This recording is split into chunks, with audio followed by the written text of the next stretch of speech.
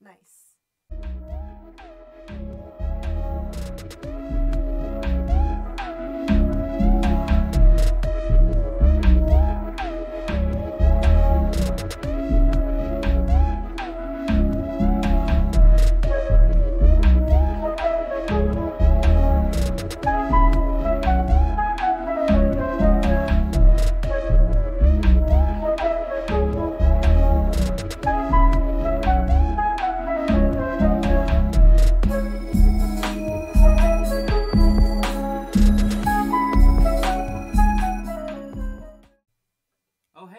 Look, it's Alice. Hey, Alice. You walked in at a good time. We have Cortney Warner with us. We also have Dakota Jernigan Dakota Jernigan again. And Phillip as well. Phillip Miller. Nifa's hiding around here somewhere as well. Cortney has an album coming out, Pointy Boys, November 11th. Very excited for that. Thank you. 11/11. Yeah. Yeah. Funny stuff. Thank you. Coming up, I expect. God, I hope so. This past year would have been a complete waste. So, do you have any shit yourself in public stories? Oh, yes, I do. Yes, I do. We're starting off rough. Out the gate. Yeah, I have. Any you'd like to share? I have more than one, unfortunately. Oh, no. I used to run in high school, which is weird because I was homeschooled, so I was just running by myself. I was also homeschooled. I feel so you get it. Oh yeah, Jehovah's Witness. Yeah. Those two go hand in hand. They really do. So I was jogging, and I don't know what was happening in my stomach. There was a disturbance in the force or something going on, and then I had like these running shorts on. I just wanted to shit myself, man. Were like all your classmates making fun of you, even though they're like made up and they don't exist? Right. Like, they're still making fun of you. My concern was that I was such a weird teenager. I was like, I'm gonna get a diaper rash because I had to run all the way home, and then I had to tell my mom, and because she was still doing my laundry at the time, so I was like 15, and I'm like, Mom, I shit myself. Oh. She thought it was funny, so. Yeah. Where are you from originally? I'm from Ohio. Okay. I say Cleveland, but just like northeast Ohio, just from a rural country area. Sorry to hear that. So no, you should be sorry. That's why everyone is from Ohio, because no one stays. Yeah. So that's what I like to say. I've known several people from Ohio that aren't there anymore. Yeah. I shouldn't shit on Ohio. They either move or it's methamphetamine. So that's why they're not there anymore. Oh, I see. Is it corn everywhere? Corn is everywhere. Yeah. Corn. We grew up I grew up like on a little farm, very similar to how yours is set up actually. Like a lot of vegetables, and we had my parents still have chickens and ducks and geese and all that stuff, and we had all fresh produce and fresh eggs and stuff. So a lot of homesteading. Oh yeah, that and cutting firewood, burning not using electricity, because to save money. I don't know, but yeah, a lot of firewood chopping and gardening and. My dad got a tractor, and that was a very exciting day for all of us. Because then he would shut up. Less work. Yes, exactly. Oh my God, it was so nice. Yeah, a lot of homesteading. So. A lot of people talk shit about gas, but sometimes gas is awesome. Yeah, I agree. Gives us heat and tractors and cars. Right. Yeah, it's done a thing or two. Yeah. For people. I will say, since we're on the subject of body things, my mom and I had a revelatory moment. We were stacking firewood when I was 15, and I'm really sensitive to like scent and stuff. So like I was wearing deodorant at that time. I was a teenager. I was told I was supposed to do that. My mom and I were outside stacking wood, and she smelled terrible. Like she just smelled like shit, and truly. And so I was like trying to figure out if I also smelled, because I hated wearing deodorant. And my mom is the type of person that's she's so honest, where it comes off as very mean, but sometimes it's helpful. So I went up to her and I was like, smell my armpit. And so she did. And I was like, Mom, do I smell after sweating and stacking firewood? She's like, no. And I haven't worn deodorant since. Oh, so great. yeah, Nice. changed my life that day. I think it's like from what I understand, if you don't need it, not a good thing to do. I think so. Like stick deodorant. And I think also just like it just kept the smell, even the unscented stuff, really just kept fucking with me. So I was glad to get rid of it. I don't think anybody needs it. I think it's like you know, you get like a SCOBY or whatever. You get a symbiotic colony of bacteria and yeast building up under there that protects you. You live in a you know, it's symbiotic. Well, you shouldn't wash your hair every day too, because the oils will build up on its own. But if you strip your head of those oils all the time, then it'll just overproduce. So I think most people, some people definitely do smell, but like I think if we were more accepting of letting people develop whatever, then I am high. I'm just realizing what I'm saying right now. So it has a lot to do with diet, I think. Yeah, that too. Yeah, that's a huge thing. Because I wonder, like. And everyone here eats like shit, so you know that makes sense. I'm always like, my smell is consistent. It's like it's cumin and garlic. Nice. It's just like I get out of the shower. I'm like, oh, you said cumin. She's like, smell like cumin and garlic. You too. That's sexy. Pheromones. I think that is too, where it's like I do improv with this guy, and I think he's just absolutely lovely and so handsome and funny and everything. And we were working on something together recently, and he smelled terrible, and I'm like, well, that's good that you are married, so that I can't go after you, and because then I would have found out that you smelled. Nice. Anyway, but lovely man. If you ever meet him, I won't dox him on here. So, do you think there's like secretly a part of you that's like into these like kind of bad smells that people give off to? Because I know for me, there definitely is. Yeah, I did. Like, there are definitely ones in nature that like other people don't like sulfur. I kind of. Okay. It's not. You know what? I don't want to smell sulfur all the time by any means. But every once in a while, it's like, oh, that's sulfur. That smells like earth. Bleach. Yeah. Bleach. I like bleach is good. The train wrecks of smells. You don't want to see them happen, but you can't look away. Yeah. Oh, I like that. It's there, but I've got to engage with it. I know that's nasty, but I've got to smell it real quick just to be like, that's does my nose still work? Yes, it does. Right. Yes, it does. I mean, sulfur's actually added to stuff for that very reason. Natural gas doesn't have an odor. Oh, yeah, that's right. Doesn't have an odor. Right. Oh, interesting. So in a car, it's NOS because there's sulfur. So when you're driving and it starts leaking, you don't explode or get high off the road. Yeah, because you can smell the gas. Sulfur. Same way with natural gas. That's great. So nice. We shit our pants and huff gas. This is a great. That's the next segment. We're gonna get to that in a minute. Oh, nice. So when did you originally have interest in getting into stand up? I don't really know like a moment per se, but I moved to Nashville to be a musician. Okay. And I studied music all throughout high school, studied it in college, all that stuff. Studied it among other things. And when I moved here, I was like, okay, I'm gonna be a musician. I'm gonna be a studio musician. I didn't want to be a creative. I just wanted to play what other people had written and play for other people. And then I tried to do that for a year. Didn't like it. Realized my whole life was a lie at that point. Did not want to do it anymore. You know what I mean? And then I just was really depressed because I had a day job I hated, and I was like, well, why am I living here? And whatever. And then just through a series of interesting events, I was like, well, I'm just gonna try comedy. Let's just see what happens. And then that was like, it's like. I've never looked back. It's the best thing in the world. I don't know. I don't know what I was doing before comedy because I don't remember my life much before it. That's weird that you got into it late in life because you're a natural at it. You think that's something you're like 5 years old, like I'm going to be a stand-up comic. That would have been my guess. That's what I was expecting to hear. Oh, no. I feel like I was kind of a serious kid too. But I remember the first laugh I ever got, and I talked about this in another interview. If you're trying to stay in the Cortney cinematic universe, I apologize if you've heard this story. To the two people that give a shit what I do. Thank you. Mom, Dad, thank you very much.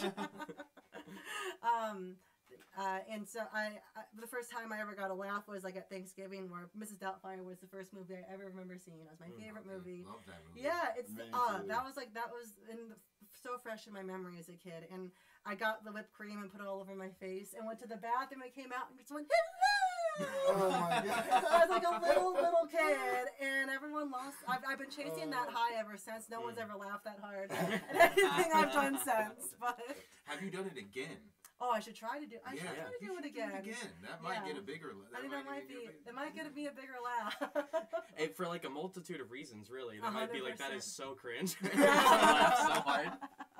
To me, comedy seems like it would be like stand-up especially, seems like it would be one of the most brutal things that as a human you can put yourself through. Oh, it's gotta be like terrifying. night after night. Yeah. Like getting up there, like people have told me like they think that I'm funny and I should be a comedian. I'm just like, I do think I'm funny, but no fucking way. Like even to do like a 5-minute open mic night is really, that's putting yourself, being very vulnerable and putting yourself out there. Oh yeah, because if no one laughs, it is just sad. Like it is so sad to hear what people say night after night, where I'm like, and no one's laughing. And like, I was thinking about this earlier today, like just one of the harder bombs I'd had in recent memory at the Eastern open mic on Tuesdays, and just like how I remember going in there thinking I was so clever and had everything together and it was gonna go great, and then I just bombed to a room full of my peers and audience members, and I'm just like, go fuck myself then. Like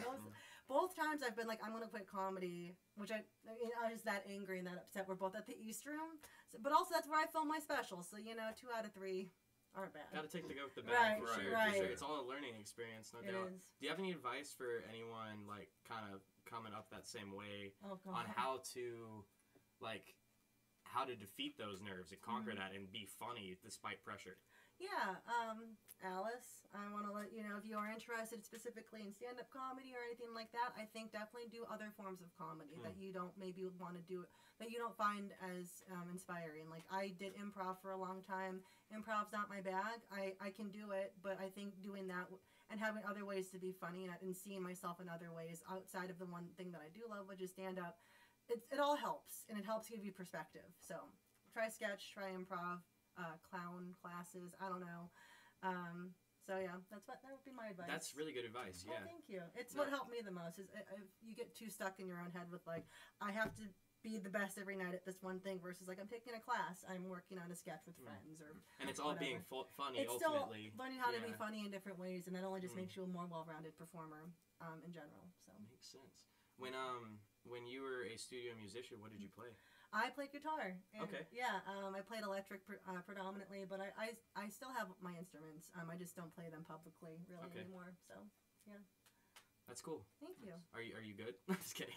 You're a studio musician. Went to school for it. You're good. I was fine. I think I was technically good. I don't think I had like the passion and the soul for it. Like I just never could like really, but I could sight read pretty well and just be like, okay, I got what I'm doing here, and it was. Yeah, so that was more. I don't think it didn't come naturally to me, but. I gotcha. Sight reading is difficult, but in studio here in Nashville. You don't need it here. I'm one of the only musicians I know that knows charts, but doesn't know the national numbers. That was something that used to trip me up too. Is when I moved here, it's like it's all the national number system, and I'm just like, what the fuck is this? Yeah, I mean, it's easy to know what it is, and I know what it is, but it's pointless. I think I found it to be a bit redundant too when I looked at it, but So, what do you think happens after we die? So I would like my cool, like, chill, confident person would like to say nothing happened when we die, but reality, just being honest, I don't know, because I had the fear of God beat into me for most of my life, but I honestly don't fucking know. Well, that's I should also preface, like, nobody knows. Yeah. Not a single goddamn person on this planet knows the answer. Yeah. Some of us think we do.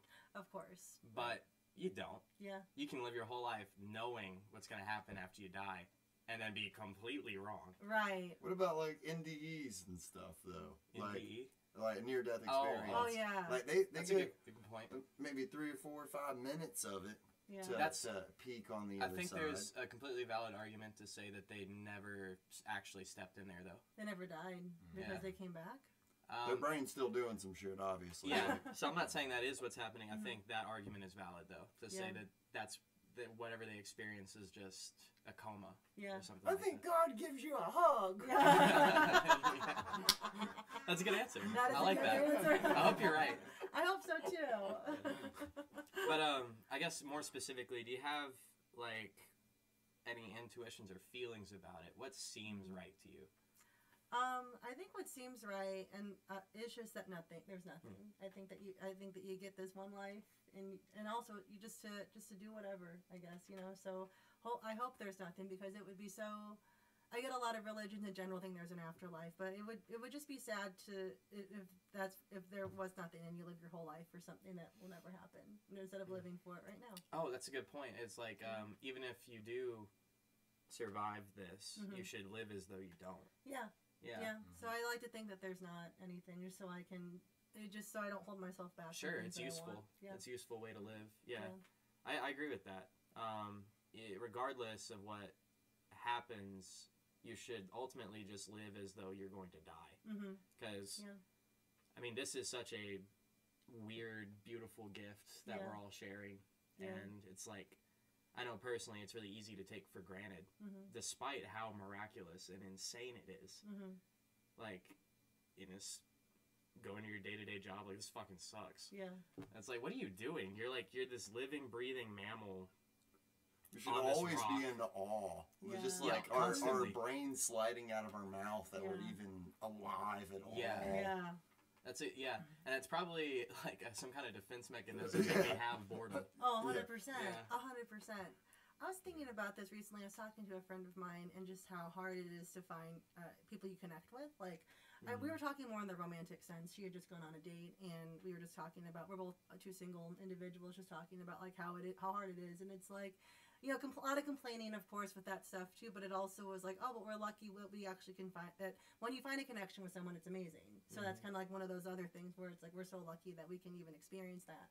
Yeah. Because, a lot of things a lot of organisms on this planet don't, really. So. Yeah. Very few animals mate for life like that. So like well, I mean, humans barely mate for life. We like the concept. Very few humans do. In practice, 1 in 20. Right.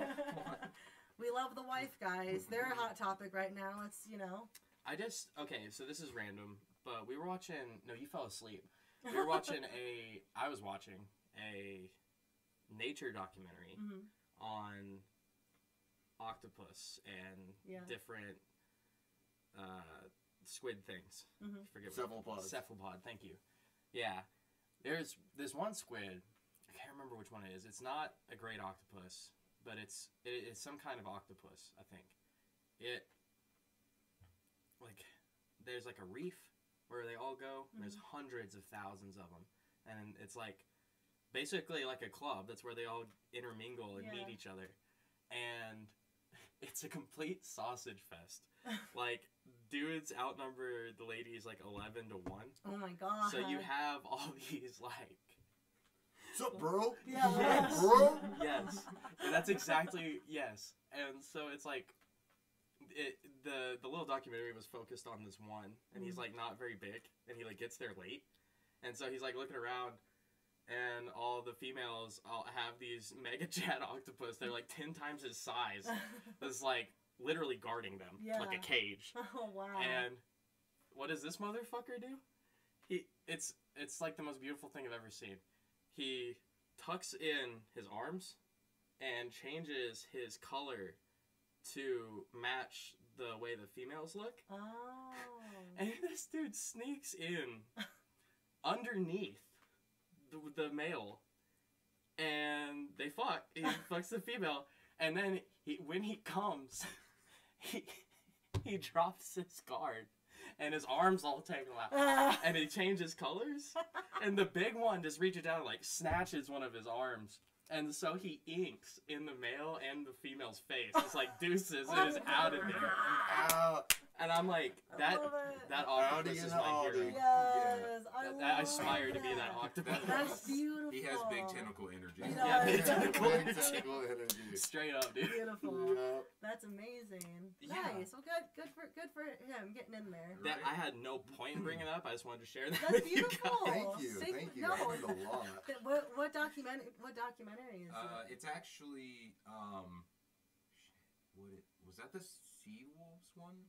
Or no, it was called something really simple. It wasn't Animals. It's just called Animals. It's on Netflix. It's on Netflix. That's right. Oh, perfect. Yeah. It's called Animals. Nice. I think the first episode is about big cats. Nice. And they just go through like a bunch of different ones, and then they just follow like different types of animals as each episode goes on. Nice. Yeah. It's pretty cool. So, do you have any ideas about how people came to be. I know you said you were raised religiously, so Mm-hmm. why don't we take it a step back, because that's going to eventually lead to that question. Yeah. Were you raised, if you don't mind me asking, Yeah. were you raised Christian? Or? Yeah, Christian. Okay, what denomination? So my dad is Catholic, and my Okay. mom Protestant, more just Protestant, non-denominational. So we started out as Catholic for the first part of like I have a little brother in our childhood, and then we just went to non-denominational, and then eventually we just stopped going to church. My parents, for some reason, still really cling to like all those religious ideals. So it's just Okay, and like, so I can relate to some of that, Mm-hmm. but like obviously there's differences with denominations. So like, what is, and you said non-denominational, so that's kind of hard. But I guess Right. growing up, what did you guys believe in hell? Oh yeah. Okay. Everything was to avoid hell. You know. Gotcha. Yeah, we went to church like twice a week, did like Bible studies, all that stuff. So we were pretty involved. And how, like, what age were you where you started to figure out that's not really for you? Oh, I feel like I think everyone's probably going to say I was so young, you know, but like I feel like I was probably like around like 9 or 10 where I'm like, oh, this doesn't make any sense. Like, what am I praying to? I feel nothing. And I thought it was conditioned in me that something was wrong with me. You know what I mean? Like, you know? I can relate to that. And I remember like getting baptized a bunch of times and like all these trying to like do, you know, whatever. And I was like, it just doesn't, I don't feel anything. And then it's like, well, this is because you don't have enough faith. And I'm Drown her again. yeah, that's right. Back on Drown there. her again. Oh, I believe in God. Yeah. I do. I swear. I believe in God. Swear to me. Swear to me. Swear to Okay. So you spend your whole life doing all this bullshit. Yeah. You got a job. You got your hustle going on, and then you die. And it doesn't matter if you go to heaven or hell. You're waking up and you're in a line. Mm-hmm. Yeah. You're in another line. I know. You're in a blue line in heaven. Yeah. There's like clouds, or you're like a red fire line in hell. It's orange. Yeah. Like, Right. And you never True. actually get there. No. Forever. You You're in never line get there. forever. a lot of people die. Well, heaven, the line's probably pretty short. Yeah, Oh, true. probably. Yeah. Probably. Yeah. You just dip on through to the front. Right. Like, what's It's up? the fast I pass. always believe. I always believe. I know you. You're my dude. I know you. What's up, Paige? What up, JC? So, would you consider yourself like agnostic or atheist or? Agnostic, Okay. borderline atheist. Gotcha. I just also don't. I guess I don't like to think about it as much because it does bring up a lot of old pain with that too. Yeah, I can definitely get that. But I And do I'm love sorry to if I'm bringing it up. Oh no, too but I much. do love to shit on religion. It is like my Okay. favorite thing to do. Well, you're in the right place. I have lost friends over it. I don't Let's lose care. some more. Yeah, great. Let's do it. We're doing it live. Live. Fuck it, we'll do it live. Yeah, Lose lose some some more more friends. friends. Oh. So, given that that's the case, I would assume the answer is no. But have you ever had an experience like a ghost story where it's like you can't really rectify what happened? You know, no, I haven't. And I have a lot of friends that have, and I love watching like ghost files and stuff like that, and like true crime stuff. I enjoy all that, and I think it would be fun to. I mean, maybe fun to experience something like that. It might be terrifying, but also, yeah, I've never personally had anything happen to me that I can think of. How about you? Yes. All of you. Let's do it. Yeah, I've had some weird things. Nice. I know his answer is yes. I never had anything weird happen to me until I went looking for it. Oh, it's like Ouija board or like what? Yes, and it's chaos magic, just Okay. studying, Yeah. reaching out, Ouija boards, psychedelics, Yeah. big one. Yeah. Psychedelics in culmination with occult ritual will really solidify things like that in your mind. And do you feel like that door is still open? Like, have you? I know, like on the Ouija board, you can like end it, close the portal, whatever. But like, because I hear people who have those experiences, they will have those, like, some of them, not to alarm you, but to have them the rest of their lives. You know, like the portal never fully closed once you open it. I don't know if that's the case or not, but do you feel that way? I don't know the answer either. Okay. And I try to be really. I'm going to answer your question, but I try to be really. I I know next to nothing about this subject, even though I have a lot of experience with it, because no one knows a lot about it. Oh no, you can't. Yeah, so no one's an authority on the subject, and that's kind of, I try not to overstate what I know. What I believe is, anytime I've had a connection with a spirit, it's like a two-way. It's taking effort for both parties. Oh, interesting. So it's making me tired. It's taking my energy. And I don't think, unless I was putting my energy into it, that connection would stay. Okay. I think a big part of that is me focusing on it. And once I drop that focus, then that connection's broken. It's like transactionary. Yeah. Oh, interesting. That being said, there's a lot of philosophies and ideas that would contradict what I just said. And obviously, take everything I say with a grain of salt. But that's what I think is going on. Yeah, that's cool. Nice. Yeah. I've had many experiences with what I would consider spirits, but I think it's also important to... I've never seen poltergeist activity. I've never seen something levitate. Oh, okay, gotcha. It's always interacted through me or through people, like channeling or possession kind of thing. Okay, gotcha.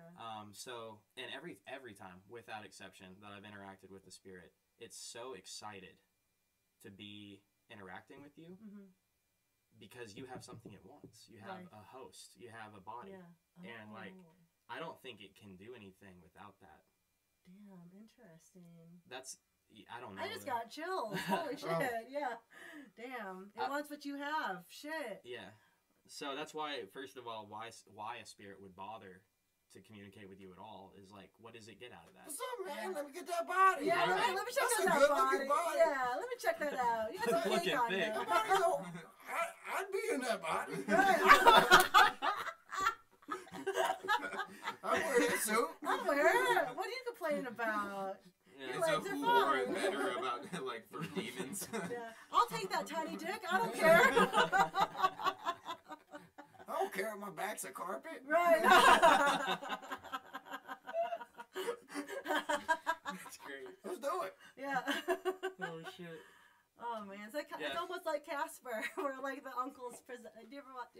With Christina Ricci and Devon Sawa. This was also like from the early '90s. The movie, then they had the cartoon. But Casper, the Friendly Ghost. Yeah. did that have Hillary Duff in it? That did, and then there was Bill Paxton. I have seen that. It's been years though. Yeah, but like where his three uncles, like when they get to finally inhabit human bodies, they go crazy because that's what they want. So that makes sense. But it's like in a funny way, I guess. Oh yeah. It's not like a serious movie. Yeah, possession. It could be funny. It is pretty funny. I think like I've had a couple of scary experiences out of like the dozens that I've had, and most of them just been really chill. I think now we're going real tinfoil hat now, but I think there's like some kind of conspiracy going on with these horror movies, these exorcism movies where their heads spin around 360 degrees and they're floating in the air. It's like you're trying to scare people from doing magic because you don't want people to open up their potential. Oh, it's like interesting. So you have it on that side from Hollywood, and then you also have it on the religious side where they're like, no, that bad, don't do that. Interesting. Yeah, so let's crack open that magic.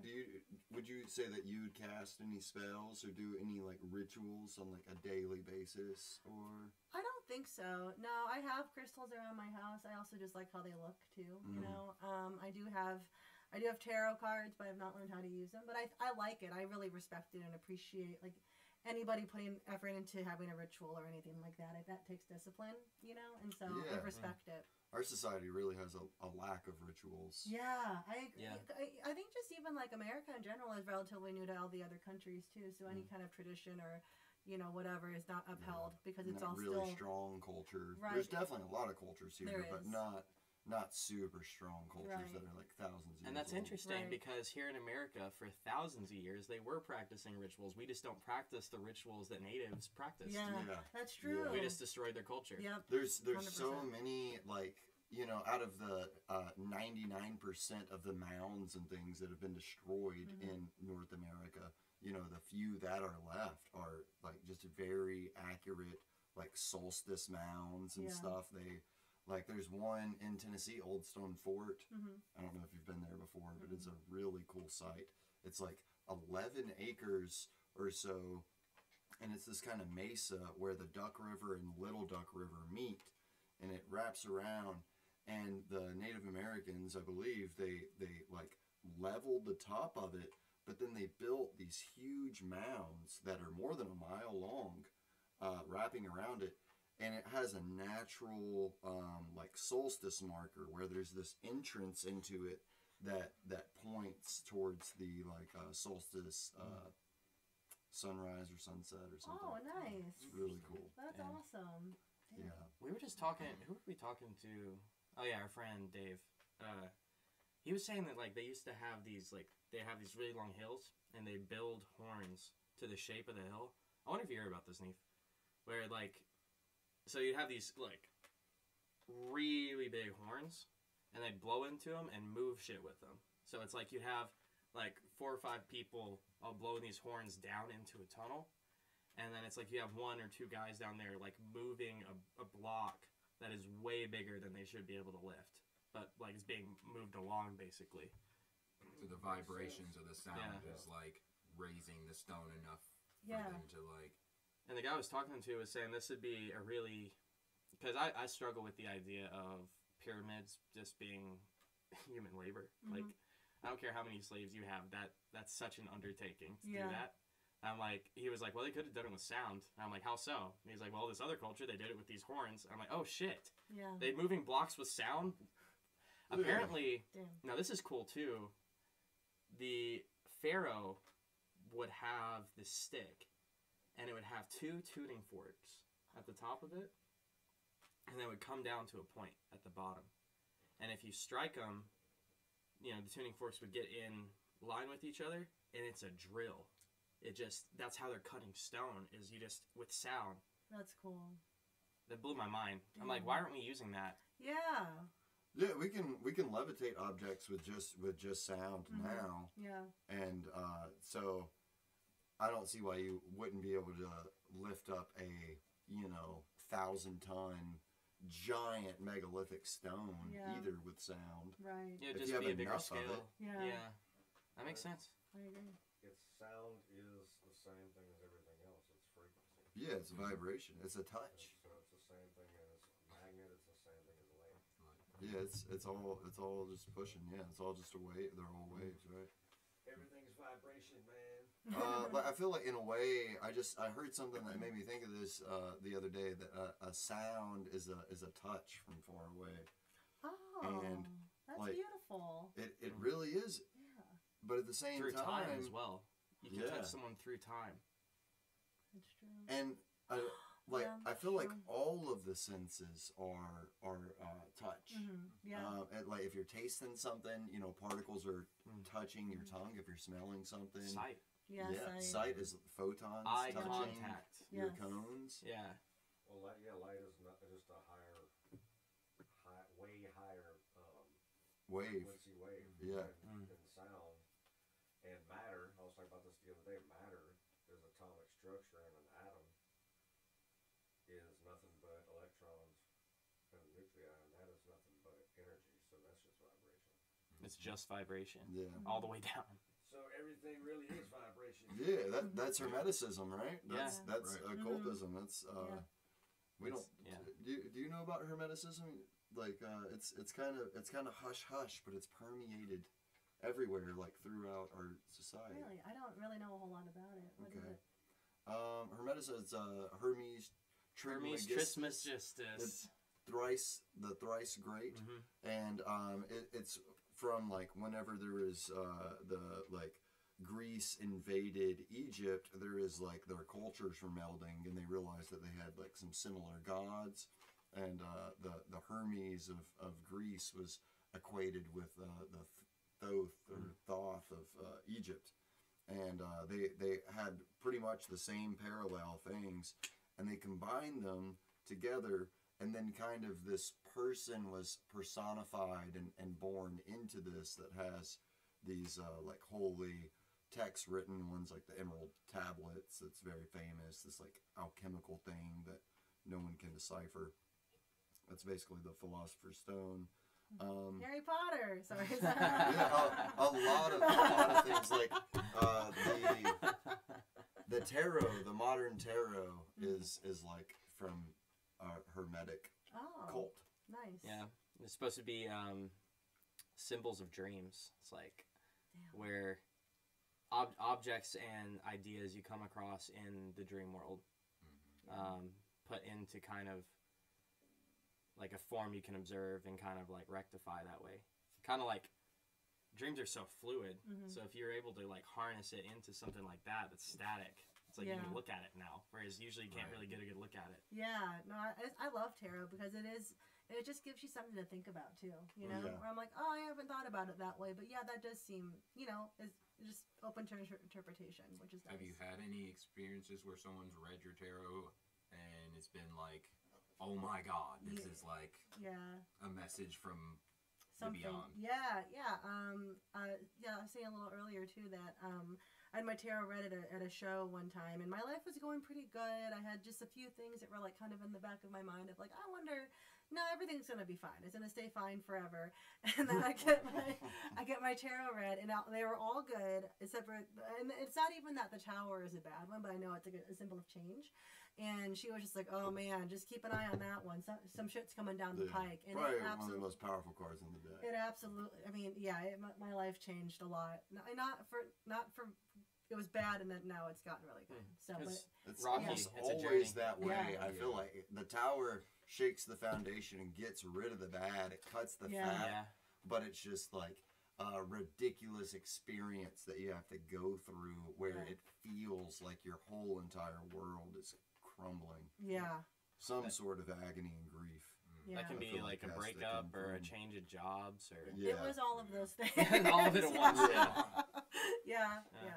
But it was all for the better. And I look back and I'm like, I'm glad I didn't stay in any of that stuff. So well, that's good. You know, thank God. Oh, it'd be bad if I was like, no, I was happy then. It was really not. That's the happiest I've ever been. That was the best time of my life. That shit relationship. That was it's so great. Come back to me. I want to be roommates again. That would suck. You want to say we're dating and be roommates? Right? That sounds great. That sounds awesome. God, that. Doing your fucking laundry again. Piece of shit. Yep. Now, 6 o'clock and have you drunk. dated all the men that I've dated? You already tried. It's 5:30. Yeah. Oh God. I don't want to be anyone's mom. You know. That's just all that is. Yeah. Anyway. Ever. No one's a mom ever. Anyway. Switching it up. What about aliens? What do you think about aliens? Oh, I think they're real. Do you think they've been to Earth? Yeah, I think there's probably some around. I think I don't know what form they take, but whatever. But I think there's something funky in the mix. Are you an alien? You know, I wonder because I do because I don't know what people. I've had people over recently, and like I'm having people over this weekend, and I'm like, what do people eat? Like, what are good snack What are foods? humans? What are human food? Yeah, I think like. If you get Velveeta cheese, I think that's the They put it in a dog dish. That's it. It's like the bottom block of the food pyramid. Yes. To talk more about the pyramids. middle block is a stick of butter. Yeah. I love that. It's the building block pyramid to talk about other pyramids. Yeah. You It's need a that. little can of Rotel. Yes, it's the Starburst. Okay, wait. Starburst package. I think maybe chips are on the bottom. Yeah, chips. Chips are bottom, and then a dip is the next layer, right? Oh, we're making a bean dip now. I see. Second layer. Yeah, it's great. With Velveeta cheese, it's like 90% Velveeta. It The is. triangle is like it goes up to here. It's bottom level. There's just like a tiny little top of it. Yes. So that's the chips. I don't think the pyramids would have been built if they had Velveeta cheese. That's probably true. I doubt They'd it. be eating it. Yeah. And then they wouldn't have the energy to Yeah. come to the pyramids. They would not. They would need aliens for that. What do you think is ultimately going to be the downfall of humanity, or do you think we're gonna get out, go into the stars and shit? I think the ultimate downfall, I think, is just capitalism. Yeah, I guess that's kind of a big question. That's the downfall. God, I mean, I just look at it's just seeing how the world already is going and how it's not going to stop, and no one's really putting any like restrictions or whatever to stop just how fucking insane it is. I don't think we're on a path of success. I don't either, and I'm really pessimistic about it as well. I don't think we have a long future ahead of us. I don't either, and I don't think so either. Everything's $20. Yeah. You know, at least. Yeah. Everything. Everything. Everything is $20. You're right. $20. Yes, $20. Just trying to get a beer. Water bottle. It is $20. though. Oh my god. Yeah, I went to a soccer game. I went to the National Soccer Club game, and it was like almost $20 for a beer. I'm like, what the fuck? I still bought it, but you know, like. Yeah, it's like a whole like if the game is probably what like $30 or $40 to get in, and then a beer, and then you get a hot dog. I know. Can you imagine if you did have a kid? Oh, Lamb, did you double all that? I know. God. Fuck, for everything. Fuck kids. Am I right, guys? Fuck them. People do want to buy kids. Yeah. I'd rather not. But... Yeah. We already talked about Timothy Chalamet earlier. I can't. He's an adult. We're the same age. It's fine. Yeah, it's legal. Yeah, it is. It's okay. It is legal. Let's just emphasize that. It is legal to fuck Timothy Chalamet and have... with his consent. Yeah. With his consent. Yes. Thanks for throwing that in there. Yeah, not just across the board. That's my 5-year plan, so I don't know. So, if you had to pick like a favorite vegetable, yeah, what do you think it would be? That's a good question. Broccoli. Broccoli, okay. Yeah, it's a solid choice. Little trees. So good. Yeah, little trees. It's a whole bunch of flowers that haven't bloomed yet. Really? Yeah, every single little ball on that little branchy thing is a flower that is not yet bloomed. That's cool. How about you? What are your guys' favorite vegetables? I think I'm going to say whatever that squash you made. Wow. Whatever the fuck that was. So good. Okay. Summer squash? Summer squash. Oh, yeah, probably a zephyr delicious. Squash isn't actually a vegetable, it's a gourd. It's a fruit. It's a fruit. Yeah, what's your favorite, Mr. Horniculture? Yeah. Favorite vegetable? A mushroom or meat? Mushroom is good. Mushrooms or meat? One of those. No, definitely like the potato is like I want to fuck with the potato. Yeah. Like that's a great. That is a good point, versatile. Man. It's done more for humanity than anything ever. Carrots are cool. Carrots are and cool. all carrots are really cool. Like beets are cool. A lot of people don't like Not as cool as beets. potatoes. So The potato, everybody, everyone don't meet fucks no with potato. kid that's like, no, I don't want French fries. Like, they're eating the potatoes. Yeah, bro. Yeah. That's true. Universal love. And like any no dietary restriction, really. Yeah, so, yeah. If you're allergic to potatoes, you're fucked. Just yeah, you're an give idiot. up, dude. Yeah, what are you doing? Stupid. You fucking idiot. Try again, man. Yeah. Hope you believe in reincarnation. Just Tater Nation. That didn't work. That sounds like that's like your fan club. Hey, Tater Nation. Yeah, that sounds like the new conservative party. Yeah. Tater Nation. The Republican Party needs a real good rebranding. Yes. That might be what saves it. I think right so. there. Tater Nation. Hashtag Tater Nation 2027. Okay, so I think we might have found a way forward that we don't blow up the world now. We've done it. We figured out. Yeah. An agrarian potato-based society. Yes. This is it. Using vibrations. With vibrations. With vibrations. To raise the potatoes. Let me get all these potatoes out of here. We ain't digging them. Go get that tuning fork, John. Go blow in Pharaoh, John. Oh, shit. Speaking of Pharaoh, we just watched Prince of Egypt, 1998. Yeah, the animated DreamWorks film. Oh, yeah. I fuck with that movie. It's a good movie. It's good. It's a good movie. There was that, and there's another animated movie that I think eventually came out around that time, but it took them, like 28 years to make it. Whoa. And they showed it at the Belcourt a while ago. I don't remember the name of it, but I remember seeing the commercials for it because there were like 4 or 5 different edits that eventually got released, and like one for TV, one for film, because no one could agree on how this movie should have been made. Who Framed Roger Rabbit? No, it wasn't Disney. It was another. I think it was another kind of Prince of Egypt / Aladdin-esque in that realm. Not Joseph. No. That was the other one DreamWorks did. Yeah, they did do that one. No, I don't remember the name of it, but it's like all I remember is that the bad guy was stealing these gold balls off the top of the building, and and that was the only scene I remember because they showed it in the trailer, and I'm like, I do remember this movie, but I probably didn't see it as it was supposed to. Interesting. If you remember what it is, text it to me. I will, because it was. I mean, I wish I could remember the name of it, but When did it come out? Like early '90s, I want to say. And So DreamWorks? no, I don't remember what studio it was, but it took them like 28 years or something because they couldn't. No, I think it got passed from a couple different studios and they couldn't agree on what they wanted, so the original vision got really misconstrued. It was animated? Mm-hmm. Have you watched anything good that's new? Anything good that's new? Why am I blanking on? Oh, I'm the worst. Anytime anyone asks me that, I blank on everything I've seen in the last 7 years. Trying to think. Nothing. I guess nothing super new. Well, no, I saw. I recommend this to everyone because I thought it was great. It's called Vengeance, and it's B.J. Novak from The Office. It's his. He wrote, directed, and starred in it. And it's a murder mystery comedy, and it's really good. Which character of The Office is that? He's Ryan. Right. Okay. Okay. Yeah. It was really good. I saw that in theaters.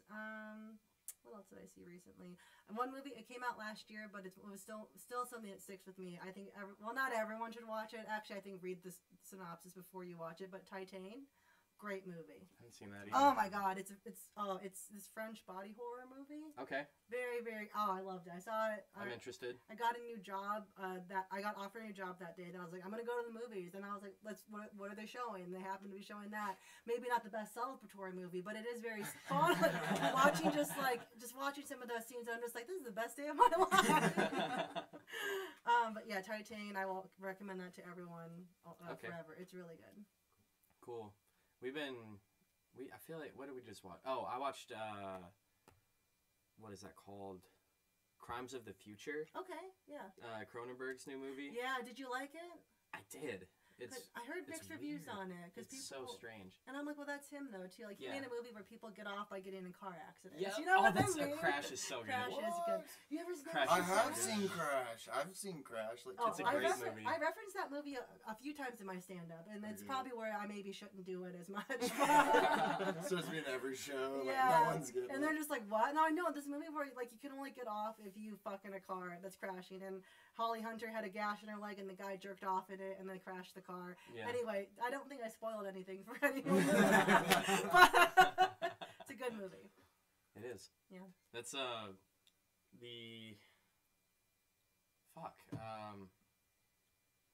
there's a name for that. Oh, that act. And there's I'm sorry, maybe not specifically that.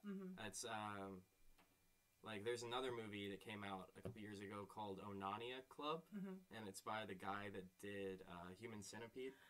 Oh. And it's I've never seen it, but the trailer is you have these like Hollywood housewives that get together, and they're all like middle-aged women, and they all get together and watch stuff like 9/11 footage and jerk off. Oh wow! And I heard that's like nice. That's how it starts, and then it just escalates.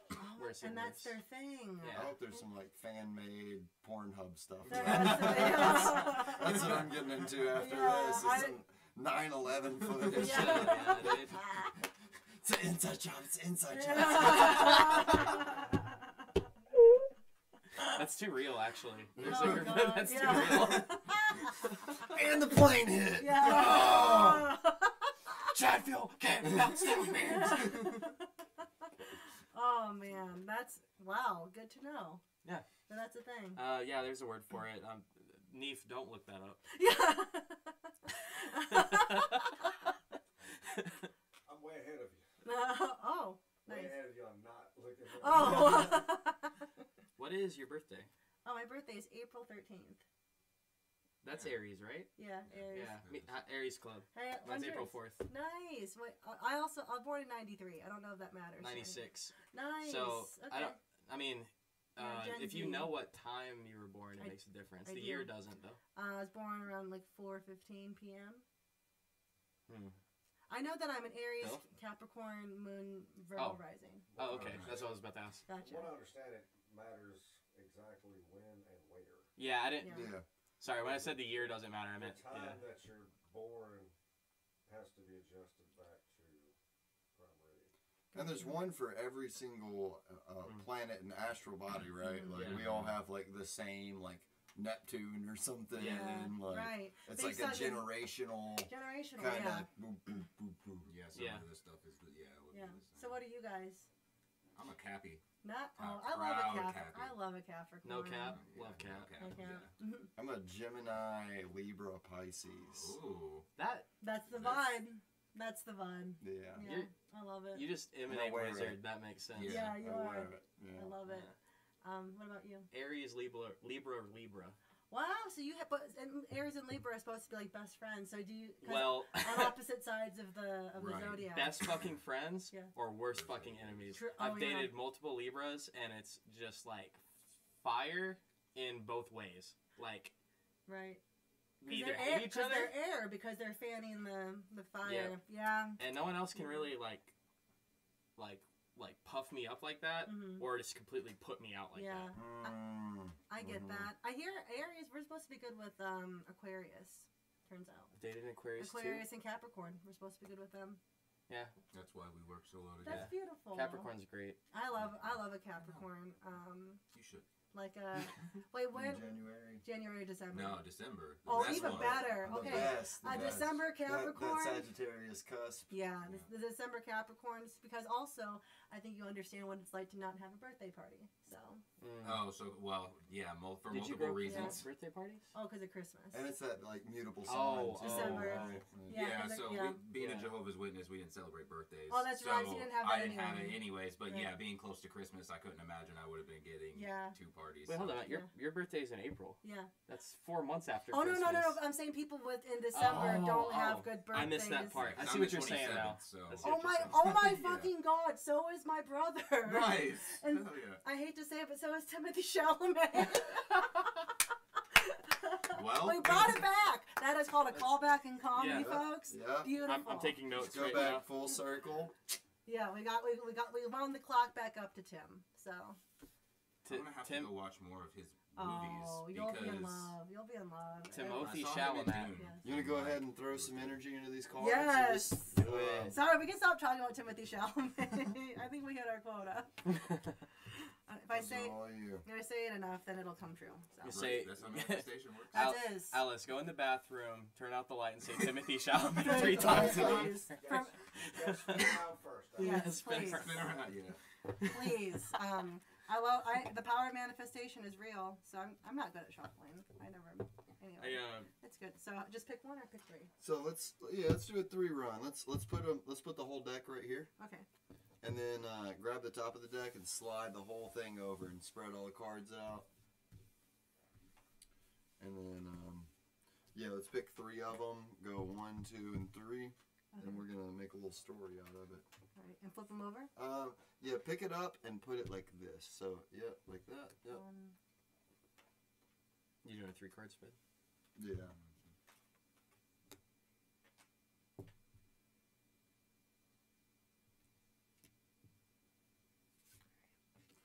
All right. Yeah, let's get those out the way. Let's bring these a little closer to here. Oh man. And then let's just pinch the bottoms. Okay. Flip them towards you. Oh, they're all. Oh, it's not upside down. Is it upside down? It is upside down. That's fine. All right. So we've got the 3 of Pentacles in reverse. We've got the 7 of Pentacles standing right up, and then for the final card we've got the Page of Wands. Yeah, let's show Alice.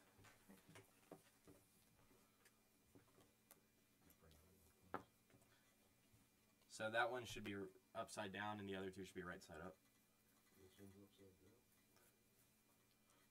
Yeah, the way you got them held, Dakota, is backwards.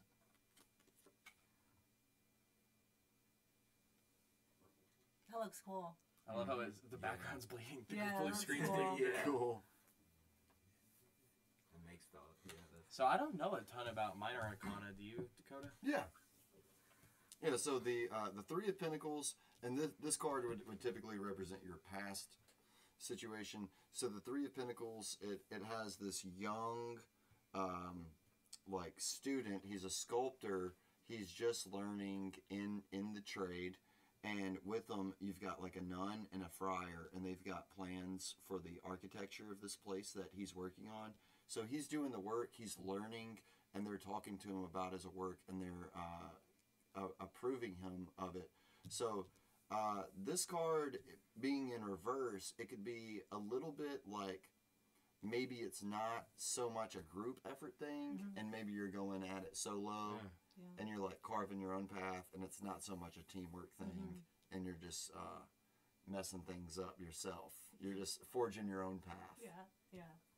Would be something that I would get from that. Was being a strong individual, not really wanting to do the old teamwork thing. It's damn. You called me out. You got me. All right, so Seven of Pentacles. You pick the cards. So Seven of Pentacles.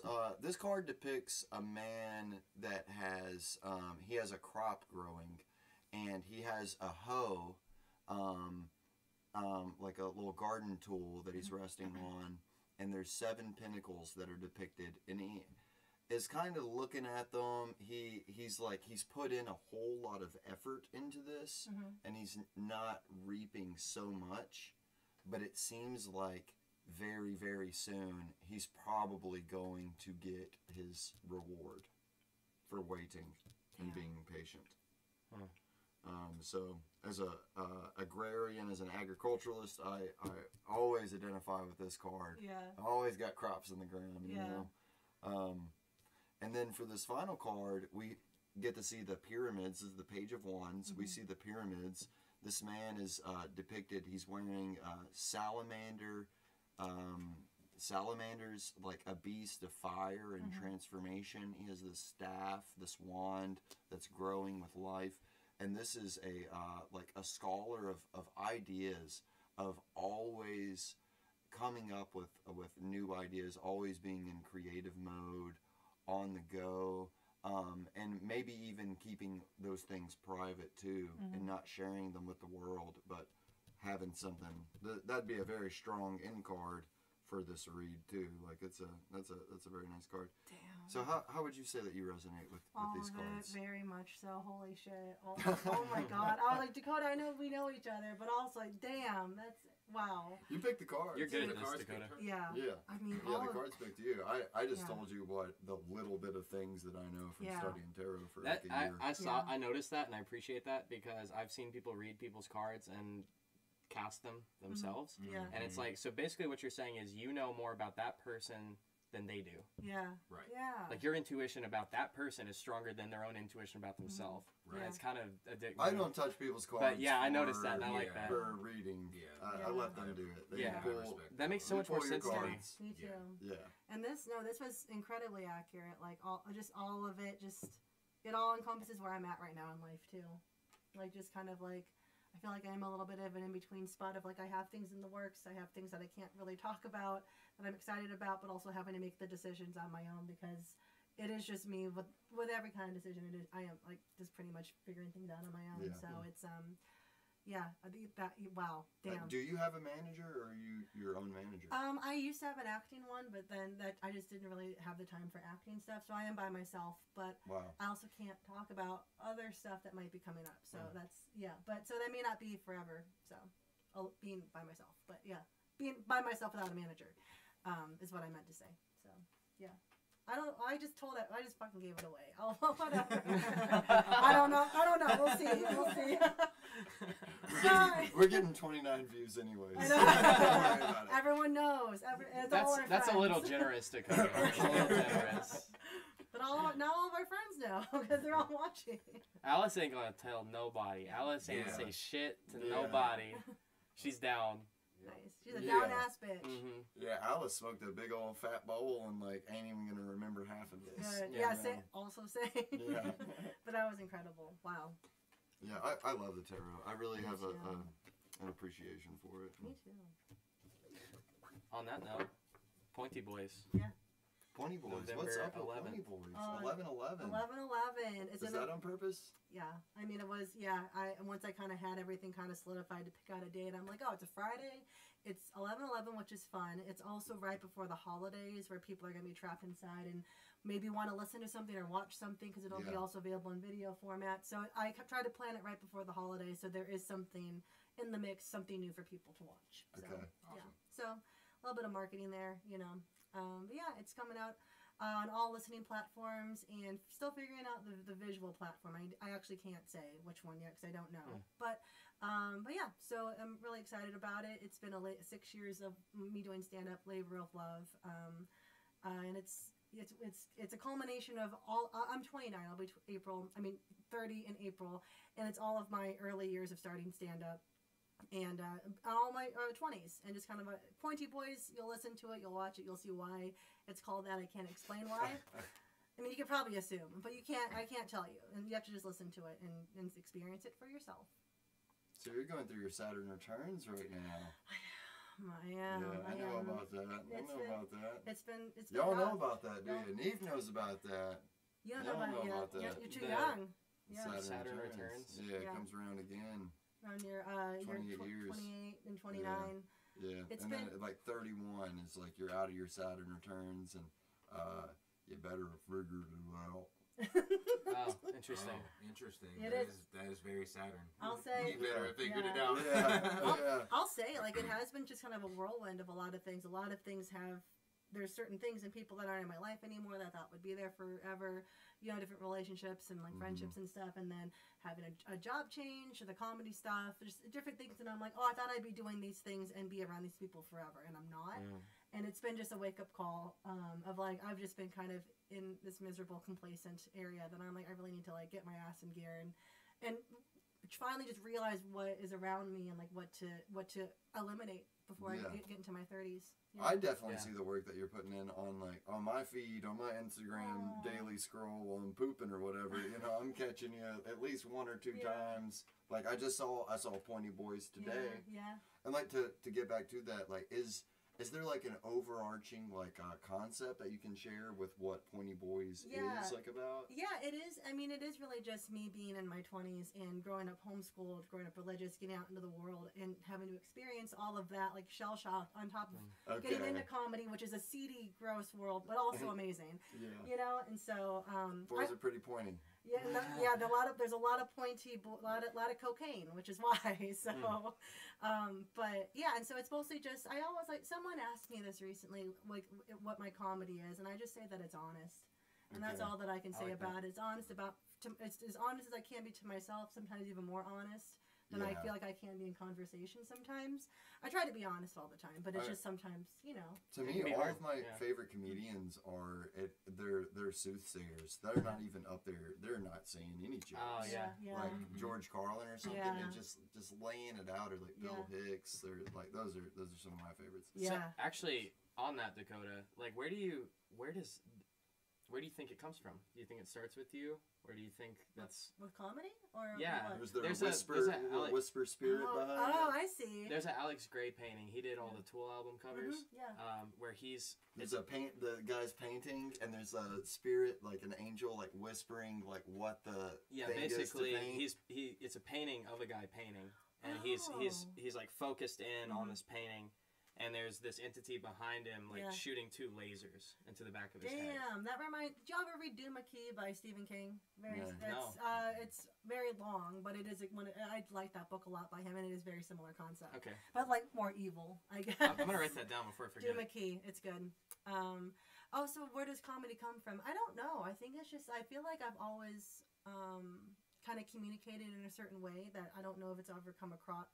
It's sometimes hard for me to get my point across, I think. And then when I found stand-up, I was like, I talk like this, and I do things like this, so it just kind of, these are just my thoughts. I don't think, thoughts are just a lot of feelings that I've not been able to verbalize. Like, I do talk a lot about race, a lot about growing up religious and stuff in my stand-up, too. Things that are harder to articulate without getting overly emotional, or not, or feeling like people are gonna not get what I'm saying. Whereas if I put it in a joke, you're gonna hear it, and it's gonna be brutal to hear. But you'll probably laugh a little. Hopefully, laugh a little bit too.